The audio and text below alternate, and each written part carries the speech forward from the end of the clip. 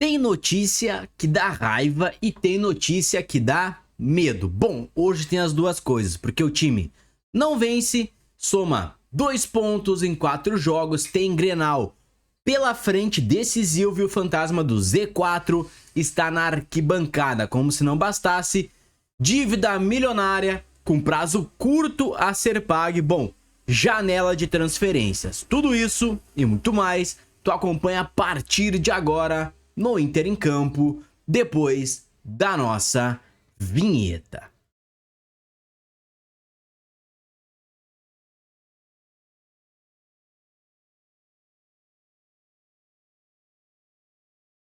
Bom, empate ruim, Z4 e as escolhas que não fizeram sentido nesta partida. Antes de eu esmiuçar o jogo do Inter e as demais informações, o canal tá com uma parceria aí com a Netshoes por camisetas, né, de passeio do Colorado. Eu separei 3 camisetas para vocês com preço, olha, muito bom. São produtos licenciados pelo Inter, então o Inter também ganha com as vendas, tá certo? Tu vai encontrar aqui na guia produtos ou rolando a tela ali na descrição do vídeo, vão ter essas 3 camisetas. Dá uma olhadinha, porque vamos começar pelo que interessa. O empate não é bom pro Inter e não tem lado positivo em que a gente possa comemorar falando de Campeonato Brasileiro. O Inter foi até Belém e ficou no 1-1 com o Remo pela 4ª rodada. O próprio clube relatou o jogo como empate fora de casa, com detalhes de arbitragem e estádio, mas o fato aqui não pode ser negado. Mais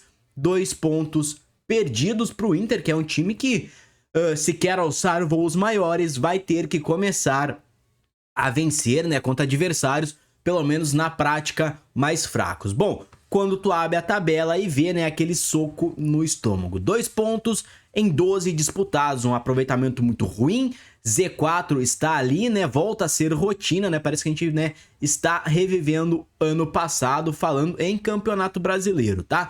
No jogo, bom, vamos pro jogo, né, o Inter até começou bem, teve uma intensidade, pressão, o gol saiu cedo com o Alan Patrick. Na partida, o Inter até que começou muito bem, tá? Teve bastante intensidade, marcou a saída de bola, fez pressão e o gol saiu logo cedo dos pés do Alan Patrick. Ali um belo gol, inclusive, do Alan Patrick. Só que o enredo que se repetiu foi o da instabilidade. A equipe não sustentou isso que eu acabei de comentar para vocês.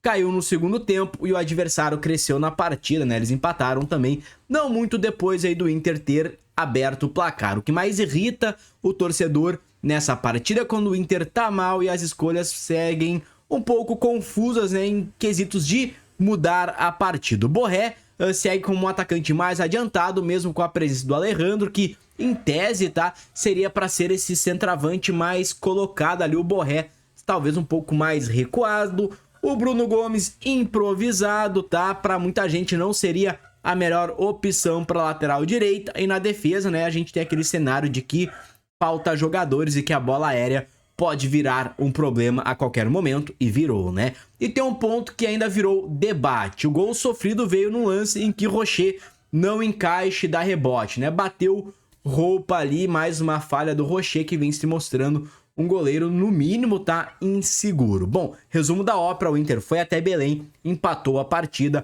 Um ponto não era o essencial pro Inter, não era, digamos assim, o melhor dos cenários, mas antes um ponto do que nenhum ponto. O Inter que continua no Z4, já são 4 rodadas, 12 pontos disputados, 2 conquistados, né? E contra um adversário considerado em tese inferior ao Colorado. O Inter tem que obrigatoriamente vencer a próxima partida no Campeonato Brasileiro, somar 3 pontos, chegar a 5 pontos e aí sim, né, começar a respirar melhor. Mas por enquanto o cenário é preocupante. Bom, deixa a tua opinião sobre a partida, quem foi melhor, quem foi o pior, quem pra ti acha que foi o principal responsável por esse empate, deixa aí nos comentários, porque vamos falar da bomba que pegou, né, muita gente de surpresa, e a justiça dá prazo de 3 dias para uma dívida de quase 34 milhões de reais. Bom, vamos entender, tá? Agora, bom, essa daqui pode pesar e bastante. Segundo a ESPN, a Justiça do Rio Grande do Sul determinou a citação do Internacional e estabeleceu um prazo para pagamento de uma dívida de quase 34 milhões, 33,9 900 e alguma coisa milhões ao empresário Delcir Sonda, com risco de penhora caso não haja quitação no prazo informado, no caso, 3 dias. Também a matéria detalha que são valores ligados a 2 ações e que o clube ainda teria prazo para defesa, contestação, aquela coisa. Cabe recurso, tá? Mas o Inter teria o prazo de 3 dias, né, para resolver essa situação.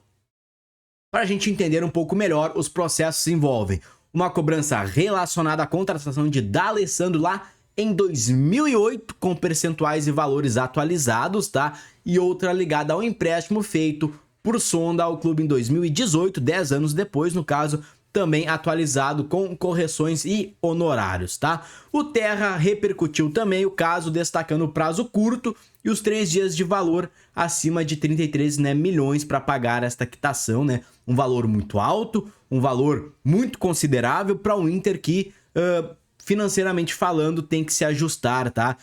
Situações como essa colocam o clube num patamar muito ruim, tá? O Delcir Sonda sempre ajudou o Inter com valores e o Inter, né, não honrou seu compromisso em pelo menos 2 ocasiões aí. E este valor hoje é astronômico, forte, pesado e eu, cara, sinceramente, eu não sei de onde o Inter tiraria 33 milhões, quase 34, para pagar em 3 dias, né? A situação do Inter vai se afundando cada vez mais na parte financeira, isso pode acabar refletindo dentro de campo e agora a gente tem que aguardar os novos capítulos dessa novela que prometem, né, ainda dar o que falar. Bom, quero a tua opinião sobre essa situação, sobre esses valores, tá? O que tu pensa disso?